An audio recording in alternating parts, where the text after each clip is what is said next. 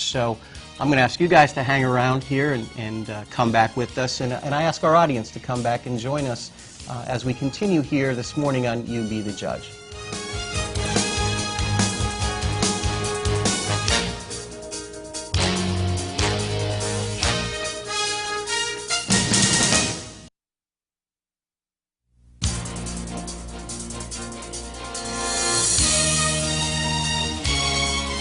I'm here joined with Eric Schubert and Dennis Giordano, and we're talking about Workers' Memorial Day, which is today, Wednesday, April 28th. And we're going to talk a little bit now, Dennis, about why we have a Workers' Memorial Day, in the sense of this is about real people that have created, unfortunately, real statistics. Absolutely. You know, it's very interesting, Jerry, that unfortunately, over the last 10 years, or actually 5 years in the Commonwealth of Pennsylvania, there have been 10,000 crashes, resulting in over 1,500 deaths with work zone accidents. Every 10 hours, there's a fatality on a work zone in Pennsylvania. And those statistics are just way too high. Some of the things that we do on a regular basis is we retrain our people on safety procedures that coincide with the Manual for Uniform Traffic Control Devices, which is a federal document. And we train our people on an annual basis. Unfortunately, we don't have control over our customers and the motoring public in northeastern Pennsylvania. And unfortunately, in today's lifestyle, there are a lot of distractions, and in a work zone, there's very complex things. There's a lot of things going on in the work zone, and there's a lot of changing environments, if you will. From the standpoint of the workers, what's the most dangerous things that are going on for them? What are the things that seem to cause the most problems and the most types of situations that put them at the biggest risk? I would have to say, from my perspective, inattentive drivers.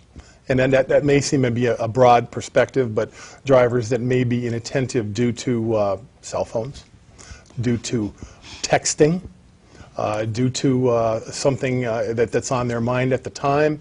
And unfortunately, they get into an ever-changing work zone, and sometimes it's too late to make corrections. And that's what we see as being an issue. One of the interesting things that I talked to Eric about earlier before the show is that you would think that most of our accidents occur on an interstate system, but that's not the case.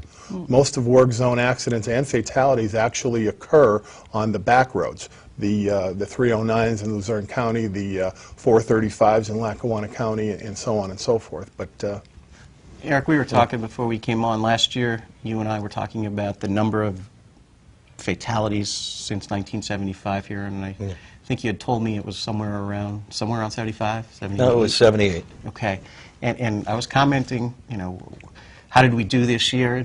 And you advised me that we were doing pretty well for a while. Yes, we were, until last week in Lawrence County. Another one of our brothers have lost, and this brings that total up to 79, which is 79 lost people that went to work and didn't come home that day to go home to their family, and it's just devastating. Now, through AFSCME and with the cooperation of PENNDOT, are you still using those types of signages and warnings that we were talking about last year about somebody's, you know, this is somebody's mother? Yeah, they still have those out. You know, my mommy works here, my daddy works here. But they also, we also have like the arrest forms that we were talking about. And Dennis can get into that more about our, with the state police. Let's talk about that then. Let's pick up right where Eric left off. Yeah, I think Eric makes a good point. Some of the things that we do to enhance the work zones is we count on our sister agency, the Pennsylvania State Police, and knowing, Jerry, that they are very well, they're limited as to their resources. They help us out as much as possible when we're setting up a work zone on the interstate and when we're closing down at the end of the day. They are a phenomenal asset in actually getting the focus of the drivers going through. One of the other things that occurred here in District 4 is we initiated the police arrest form back through a committee that our previous DE, God rest his soul, Mr. Charles Mattei, started. And that is our police arrest form. And what is that?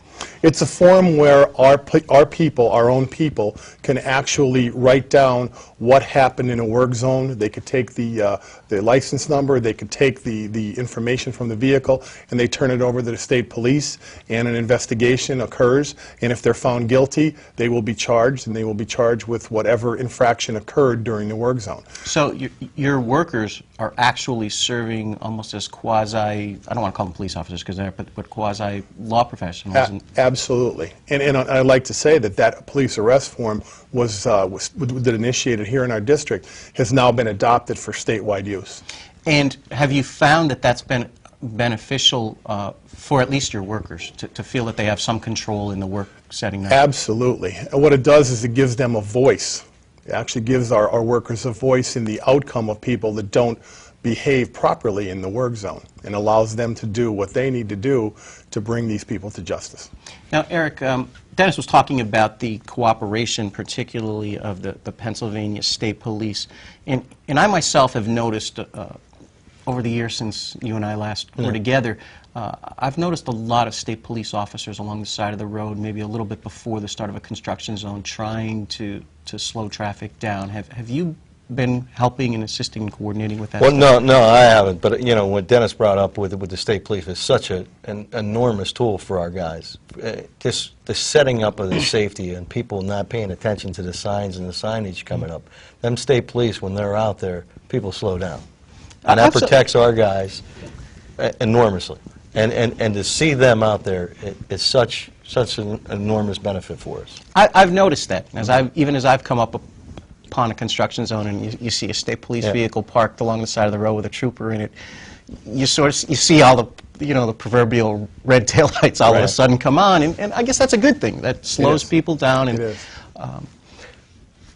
You were talking, Dennis, a little earlier about the surprising statistics about the greatest injuries, or the greatest number of injuries are caused not on the interstates but on the state highways, if you will. That's correct. Why do you think that to be the case?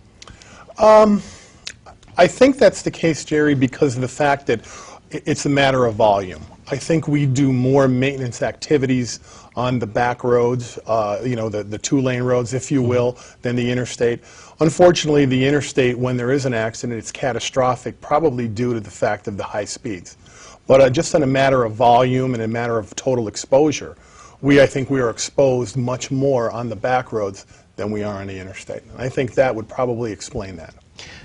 Eric, have your members had any input with regard to implementing any of these procedures, or putting forth any new types of procedures? Well, there's a district-wide safety committee, and there are safety committees at each local level in each county, which they bring up their topics to go into the district level, which we have, you know, a good rapport with management to get these issues off. Now, we're not going to always agree on everything, but we're also going to come to the common bond with that. We're going to get something down where, you know, we don't want to be neglecting our employees and looking at the safety part of them, you know.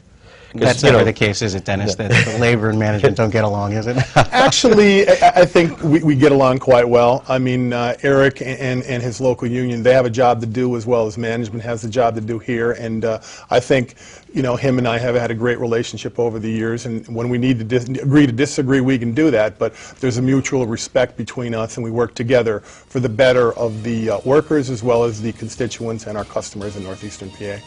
We're going to take our next break here. We're going to keep Dennis and Eric right where they're at and talk a little bit more about worker safety when we return on You Be the Judge.